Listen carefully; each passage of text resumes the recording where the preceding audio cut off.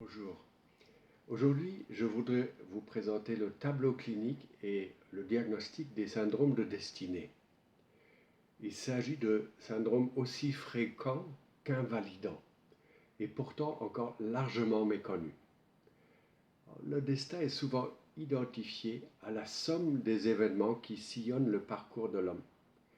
Cependant, nous porterons ici une attention toute particulière à la signification subjective de ces incidents, dont la récurrence et la combinaison peuvent se montrer révélateurs d'un mécanisme inconscient. Une personne dite en bonne santé mentale est souvent loin d'imaginer les souffrances psychiques que connaissent certains de ses semblables, n'ayant jamais intégré l'impact inconscient de leur traumatisme précoce. Un tel individu pourra s'estimer chanceux puisqu'il aura sans doute réussi à surmonter ou à refouler efficacement ces meurtrissures anciennes, ainsi que les angoisses qu'elles ont pu susciter. Une fois adulte, il aura du mal à se représenter la détresse morale que doivent endurer certains de ses pairs.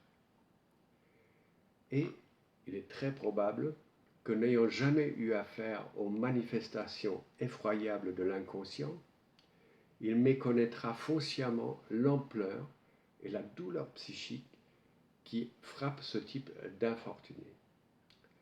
Il y a fort à parier que se réclamant du bon sens et agissant en toute bonne foi, il lui dispensera ses bons conseils tels que « il t'appartient à toi de prendre en main ton destin ».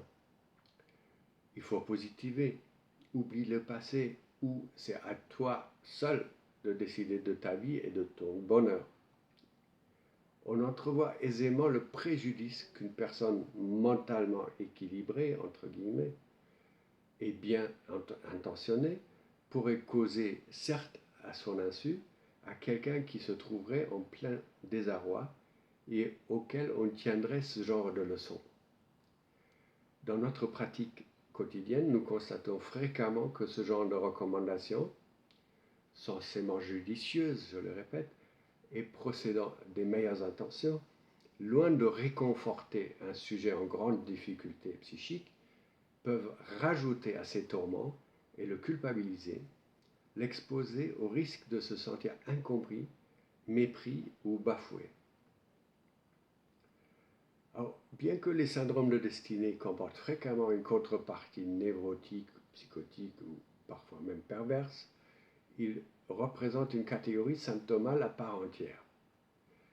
Ces phénomènes se différencient des autres psychopathologies en ce qu'elles se manifestent moins de manière intrapsychique que sur le plan existentiel et relationnel, notamment au travers de la répétition de fiascos et de revers tout au long de l'existence du sujet. Ainsi, l'un de nos patients avait pour coutume de dire à chaque séance « À chaque carrefour de ma vie, j'ai pris la mauvaise décision ». Évidemment, la présence d'un syndrome de destinée n'empêche pas celle concomitante d'autres troubles psychiques, comme je l'ai dit tout à l'heure. C'est pourquoi la notion de degré et celle de relativité structurelle s'avère indispensable pour identifier et pour diagnostiquer un syndrome de destinée. Alors, quant à la psychanalyse hors les murs, elle a été inventée par Sándor Ferenczi et remaniée par SOS Psy pour l'adapter à certaines spécificités des problématiques subjectives contemporaines. Ce procédé est toujours considéré comme peu orthodoxe, mais il se révèle d'une très grande pertinence thérapeutique, notamment auprès de personnes présentant des symptômes tels que ceux ici explorés. L'analyste est alors convié à mener les cures in situ et à se rendre auprès de ses patients, que ce soit à leur domicile, dans des squats ou dans la rue, et ainsi de suite. Il est amené à se déplacer loin de son cabinet et de tout dispositif institutionnel afin de rencontrer ces sujets, souvent en grande vulnérabilité et en dérive, tantôt dans des repères éphémères, tantôt dans un ailleurs impersonnel, ce qui n'est pas sans poser de questions quant aux implications collectives de l'exclusion sociale. Alors, il s'agit ici d'élaborer des agencements thérapeutiques nouveaux en des lieux privés ou publics et dont le choix semble faire écho au repli et ou au déracinement de ces sujets, vivant en marge de la société. D'ailleurs, nombre de ces patients se voient catalogués sous l'étiquette des sans, entre guillemets, sans emploi, sans attache, sans domicile fixe, sans papier, etc. Il n'est pas rare qu'on les qualifie de parasites et qu'on les range dans la catégorie des en trop, des tuables ou uccidibiles, selon l'expression consacrée du philosophe italien Giorgio d'Agamben. Leur problématique symptomale, dont le pivot relève d'un vacillement des assises moïques, donc du moi, se cristallise en des lieux où se rencontrent loi psychique et loi sociale, droit et non-droit. Bien qu'ils ne présentent que rarement des traits psychotiques, les coordonnées de leur position subjective paraissent souvent sur le point de se désagréger, d'autant plus que toutes leurs tentatives d'identification, individuelle ou sociale, semblent vouées à l'échec. Ne pouvant s'appuyer sur aucun repère symbolique fiable, ces sujets paraissent craindre pour leur santé mentale dès lors qu'ils se voient confrontés à un objet d'attache potentiel avec lequel ils pourraient entretenir une relation durable. En rupture avec la communauté humaine, ils s'emploient à se prémunir contre toute éventualité d'un lien stable avec autrui, lequel leur apparaît comme une menace pour leur fragile équilibre psychique. D'après le bilan de notre expérience clinique, c'est souvent le cadre analytique et la régularité des séances qui permettent de mettre un terme à leur errance, confinée à l'espace intrapsychique et ou se traduisant par l'itinérance physique, cette errance.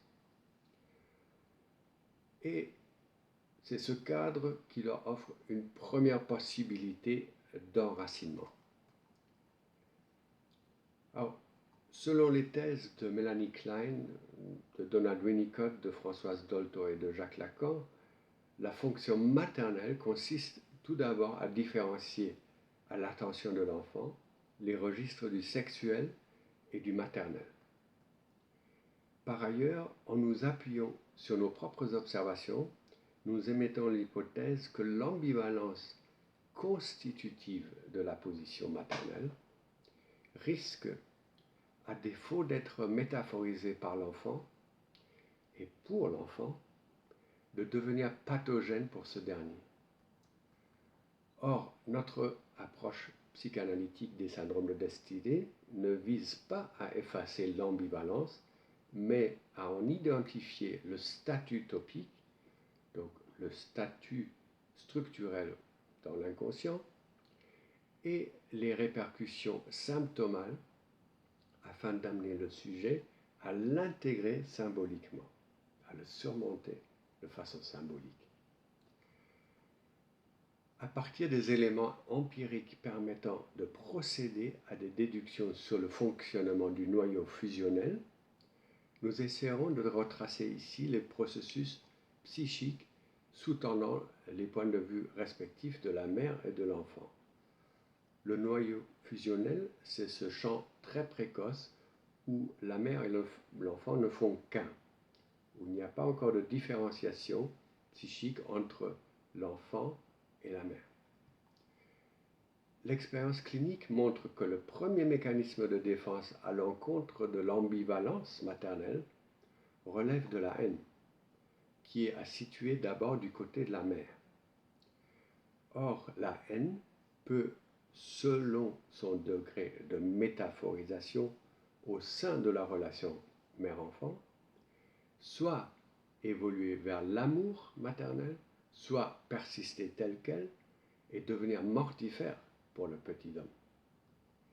Elle peut prendre de multiples formes, de la volonté d'emprise à la violence psychique ou physique, et de la maltraitance à l'abandon. À cet endroit, il convient de noter que les données cliniques tendent à démontrer que l'idée d'amour maternel univoque, c'est-à-dire dénué de toute ambiguïté, occulte la complexité des phénomènes psychiques actualisés par la maternité. Une telle conception, supposant un caractère harmonieux et homogène des sentiments maternels, nous semble le plus souvent tenir du mythe. Du reste, dans les cas cliniquement attestés où la mère s'efforce de dénier l'équivoque lié à sa position, elle aura tendance à accéder indistinctement à toutes les demandes de sa progéniture et elle croira alors totalement satisfait ses enfants, confondant ainsi besoin et désir. En contrepartie, elle escomptera être comblée par l'enfant qui, en raison de la réciprocité spécifique à cet espace relationnel précoce, s'empressera de répondre à son attente. Dans cette configuration-là, et en l'absence d'intervention tierce, donc paternelle, l'enfant aura toute chance de perpétuer sa propension à vouloir exaucer les vœux de la mère et de ce fait stagner dans le désir maternel. Quant aux mères qui restent figées dans l'animosité originaire envers l'enfant, les résultats de cette enquête nous ont permis d'inférer qu'elles présentent fréquemment un rapport problématique à la castration, se manifestant par une incapacité au deuil et par le refus de la perte. Indiquons d'ores et déjà qu'en ce cas de figure, la mère semble interdire à l'instance tierce, la fonction paternelle, d'opérer la coupure, condition sine qua non pour l'enfant d'accéder à une place de sujet. Je vous remercie de votre attention et à bientôt.